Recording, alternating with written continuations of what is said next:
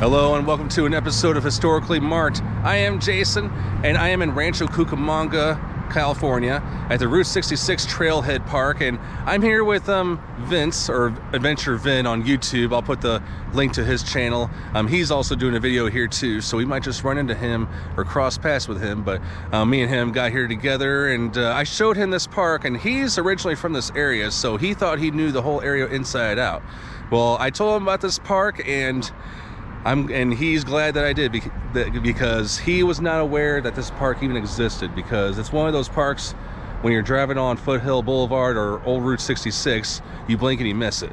But I was able to find it online before I came here back home. But this is a brand new park. According to, not the ranger, but the maintenance people who were here, they said this park hasn't even been here for probably 7 or 8 years. So it's brand new, you can tell. There's plenty of parking, even for buses and RV, and I'll just go ahead and give you a little pan shot after I do this intro. But there's 3 markers here that talk about Rancho Cucamonga's winery industry. There's also an old Route 66 road bed I'm going to walk on and show you, and something about the Pacific Electric Railroad. So this is a no miss. I'll show you around. Here we go. And as I was saying, there's plenty of parking, and that is where the buses go. And it looks like those are walking paths. And I mean, I'm not really one that likes to walk up such a high distance, but it's a dirt road, and you can probably go up there too. In fact, I'm gonna make my way up there real quick before I read off the markers. So it looks to be a walking slash jogging bike path. Very nicely paved. And just right over here is the first marker I'm going to show you, which talks about the Pacific Electric Railroad.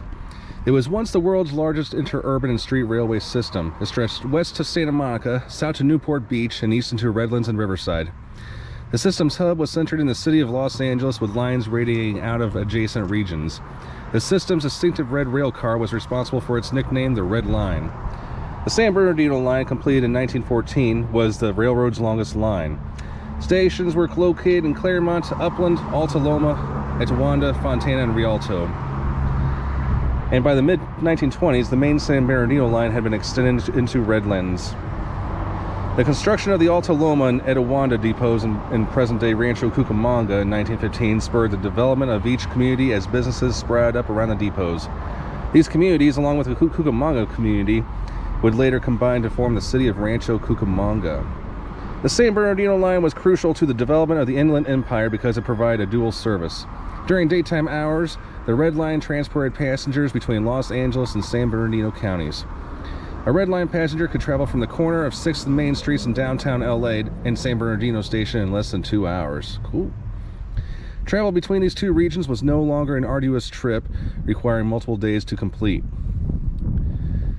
So, I'm going to kind of skip down here. For more than 25 years, the railroad was a success. However, after the end of World War II, use of the Red Line began to decline.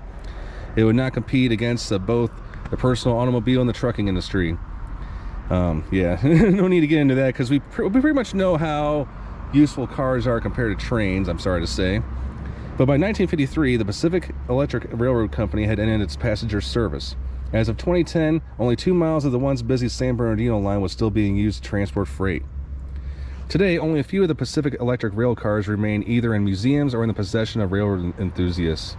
Most of the Pacific, that's where it gets cut off, unfortunately. So, this here is an old rail bed, and this was intentionally moved here, and that's what at least the park ranger was telling me, or the maintenance worker, I should say. But this is what a rail bridge typically looked like, I imagine. And if you see right here, 1929. And then, yeah, it just goes straight towards that sidewalk onto the highway. And then the good news is about this park, there is some benches, and then there's some public restrooms too, and drinking fountains. But I'm going to go ahead and take you to the next spot, which deals with Route 66, because Route 66 was another thing that, as we all know, became no more because of, you know, the interstate and faster roads. So here's the historic pavement marker. Directly to your right, I'll be walking on that in just a second, but the examples of the types of pavements used in California highway building during the early 1900s. The road was originally part of the Old Spanish Trail, used by early California explorers and settlers as a stagecoach and trade route linking LA or Los Angeles to Santa Fe, New Mexico. Traveling along the dirt was arduous, consisting of 2 well-worn wheel tracks in the dirt, and rain would regularly turn the trail into a ribbon of mud. With the advent of motor vehicles, a more stable travel surface became a necessity. The first attempt to create an all-weather road surface was in 1920, when the trail from LA to San Bernardino was paved 18 feet wide with rigid Portland cement concrete. A portion of that concrete can be seen from this viewpoint. Although the concrete pavement was a vast improvement over the original dirt trail, within a few years, heavy use of the road caused the concrete to fracture and break into sections, causing trade and travel to suffer as road conditions deteriorated.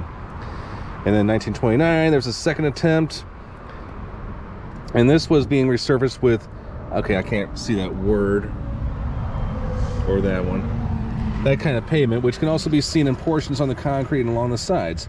While they may look similar, macadam is actually a predecessor to the asphalt used in today's roads. Macadam consisted of multiple layers of compacted small broken stones. The gaps between the broken stones were filled with stone, dust, and water. And this method created a smooth road surface but resulted in blinding dust clouds whenever a motor vehicle drove by. That would not be fun. And later, a binding tar or oil-like material was sprayed onto the macadam to limit the dust clouds. 1941, Foothill Boulevard was realigned to its present location, where you see all those cars are coming. And that's what I was driving on before I came here, well, with Vince. And it was realigned to its present location, again paved with early versions of today's road asphalt. The segment of original road, which served as US Highway 66, was abandoned and sat forgotten for years. So now I'm going to walk on it. And if you see my other Route 66 videos, I have walked on original pavements in Illinois, Oklahoma, New Mexico, and now California. Far out. So in other words, this road has not been touched since, yeah, before your, probably before your grandparents were born, or your parents, something. I'm just gonna go straight to the end here. And as you approach the end, now there's I'm gonna go onto the road here. Gotta watch out for the bicyclist. But there is a nice railroad overpass, which has the US 66. It's got all those classic cars on top. Really nice. I just thought I'd show that to you since I'm here anyway.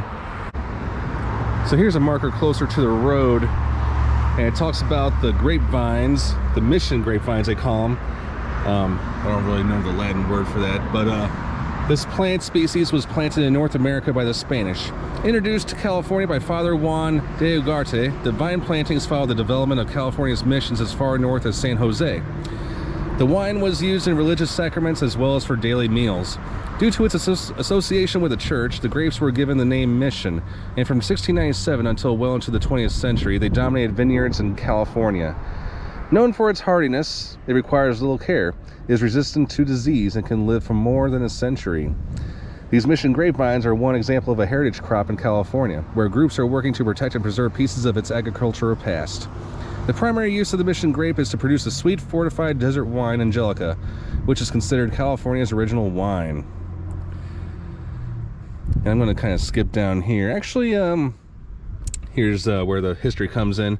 Mission vine cuttings from the San Gabriel Mission in Los Angeles County were introduced to Cucamonga in 1838.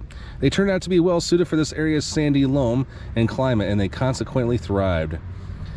Mission grapes became the foundation for many area wineries. In fact, the oldest commercial winery in California, Casa de Cucamonga, was founded by John Raines and later became the Thomas Brothers Winery. And it's less than a mile east from this spot. I did pass it, but I decided not to stop there. But over time, however, Mission grapes have lost acreage in California for numerous reasons, including urban development, lack of marketing appeal, but pockets of this large producing grape remain, including here in the historic Cucamonga Valley. Today, less than 1,000 acres of mission grapes are being cultivated in the entire state. So I'm going to go ahead and show you some of these. I like how they're well, I don't want to say organized, but well lined up pretty well. How's that?